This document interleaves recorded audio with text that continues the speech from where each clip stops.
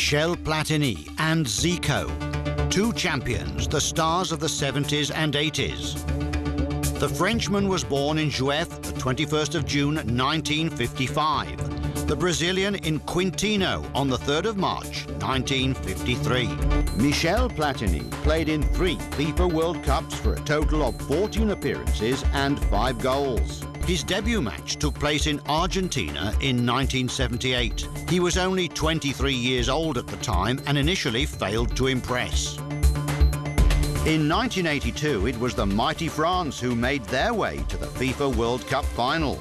Whilst Platini was proving himself an international champion, still the title was won by Italy. His last chance for World Cup glory came 4 years later in Mexico. His performance took France close to the final. Yet victory was not to be his once more, as Germany denied the French. Artur Antunes Coimbra, better known as Ziko.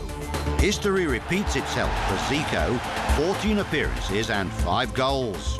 His debut also took place in Argentina in 1978, and like Platini, Ziko also failed to impress.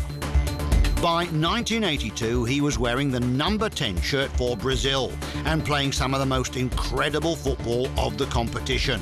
He scored 4 goals, but that wasn't enough to stop Brazil from going out in the second round. In 1986, he too came to Mexico, but by then he wasn't in his prime. He played only 3 games without scoring. Brazil was knocked out in the quarter-finals, and so ended Zico's World Cup ambitions. 2 champions of epic proportions who left their mark on FIFA World Cup history. 21st of June 1982, France plays Kuwait.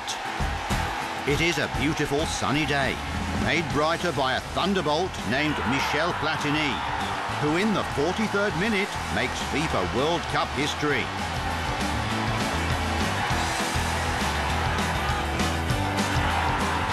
"23rd of June 1982, Brazil plays New Zealand in Seville.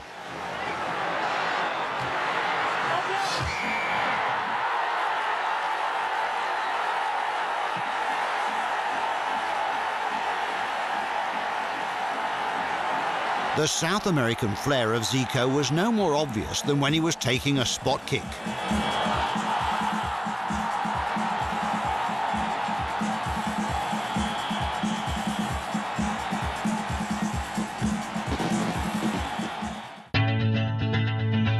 For them, the number 10 shirt is not just a number, but a way of life. 2 rare and pure examples of footballing freedom, genius, and creativity. They were talented, able to beat the best defenders, assist teammates, and score. 2 universal players, 2 great football personalities, who can only be described by one word: leaders. Michel Platini had the charm and charisma found in great commanders. Whether it was nabbing goals in the penalty box, or taking the ball from one end of the pitch to the other and serving his teammates.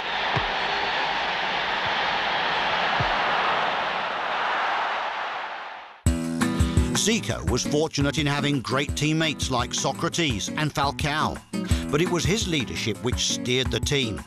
He knew how to do everything, and he did it. He scored, and he led.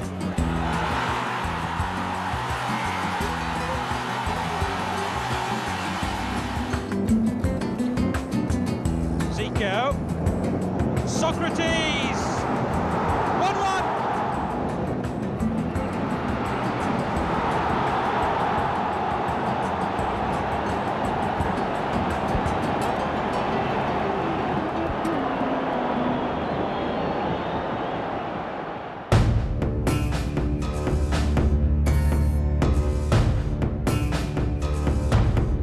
"21st of June 1986, quarter-finals in Guadalajara.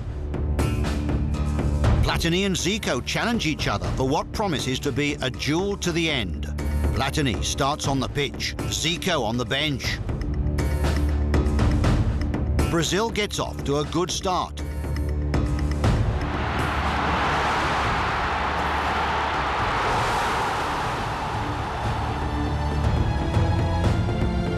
turnaround point comes in the 40th. Pour Manuel Amoros, Giresse, Dominique Rocheteau. Allez Dominique, il faut centrer, Dominique, oh là là, peut-être l'égalisation, oui, l'égalisation de Michel Platini à la suite d'une erreur de la défense brésilienne. Platini a égalisé. It's Zico's moment, despite suffering from an old injury. No more than a minute passes before he touches the ball for the first time. He still hasn't got into the swing of the game.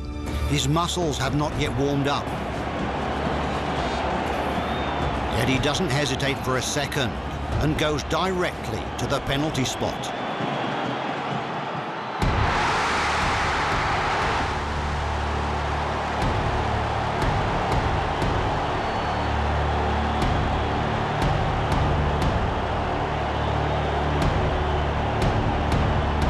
Tension grows, so does the exhaustion of the players. And now it's down to penalties. It's Michel Platini's turn, on the day of his 30th birthday.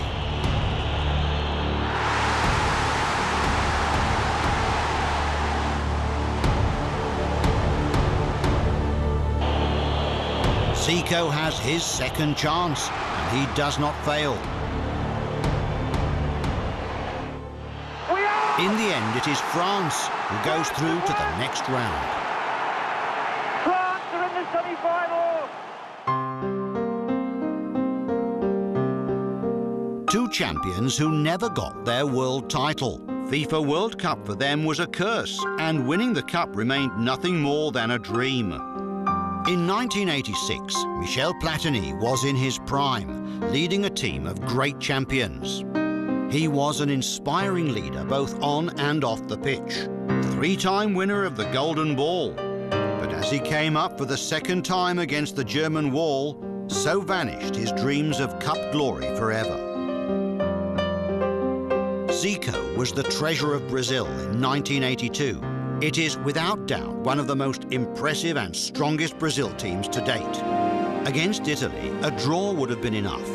But it was Claudio Gentile who suffocated his talent with ferocious determination.